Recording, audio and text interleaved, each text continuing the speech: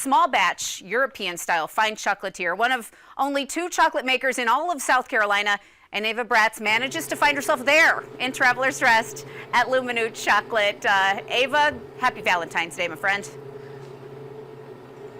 Happy Valentine's Day to you and to yours, Margaret. I know when somebody says chocolate, I'm going to beeline it there. So Becca Snyder graciously has taken me into their amazing new factory here. They are working hard because obviously today's a busy day for you. And there's a really cool story. You and your husband came to taking care of these nibs and making them into chocolates. Started making chocolate because we really got into it. We're both pastry background.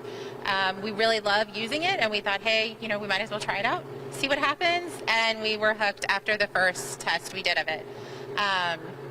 So today we're gonna be putting on a batch. These are nibs from this is cocoa from Uganda. Nice and warm. It is nice and warm. We have cocoa butter here that we're going to be putting in to the machine. It's going to get a little loud. Let's talk about these Ugandan nibs. What makes those special? Why'd that stand out to you? So they have these really incredible flavors. When you make up the batch, it tastes a lot like dried plum, bourbon. It has some bourbon notes at the end.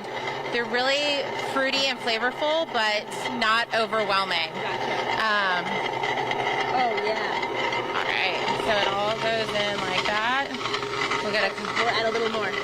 Couple in. Do you want to use the scoop? Yeah. There you go. Okay, I'm going in for the scoop. Woo, baby! Oh, I can smell the bourbon from here. Bourbon and chocolate. Oh, sorry. I'm not a professional scooper yet. Anytime. Yeah. Awesome. And you guys really have focused in on those African and Asian countries because I think you were saying that a lot of people source them from different places. Yeah, so a lot of people in the States source from Central and South America. We decided to kind of veer off that route. We really like the kind of hidden flavors that African cocoa has. We have kind of gone back. We found some beans in Nicaragua and Venezuela that have some really beautiful flavors. And we really, really love experimenting with stuff like that. But Africa is at the heart of our company and the beans that come from there. So just to kind of give our viewers an update, so we separated the seeds and now we have the nibs roasted and we're adding them here. So what sort of consistency are we hoping to find here? So it'll turn into kind of a paste. Okay. Oop. There we go.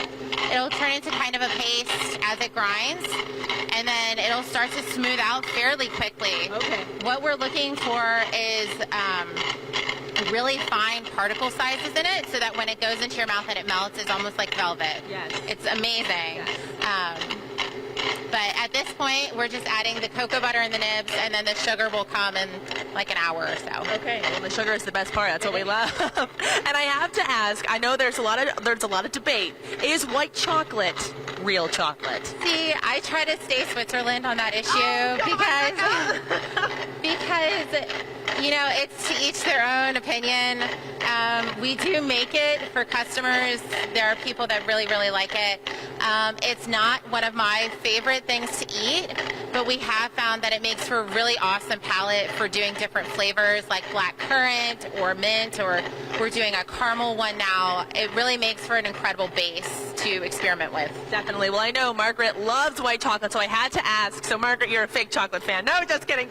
Becca hasn't said that yet. But when we come back, we're going to be doing some molding, and we're going to be making some things to really get us into the Valentine spirit. And just real quick, you actually can find these at the Swamp Rabbit Grocery, Whole Foods, all in South Carolina, right? South Carolina, and then we, of course, have an online store where you can buy it online. Fantastic. All righty. Well, we're so excited. We're having all sorts of chocolate nibbing fun here. Ava, and I'm okay with being a fake chocolate fan because just like in a wine tasting, you like what you like, even if it's probably not the high-end stuff. But hey, thank you for the chocolate tour. We look forward to the next batch. We'll see you soon.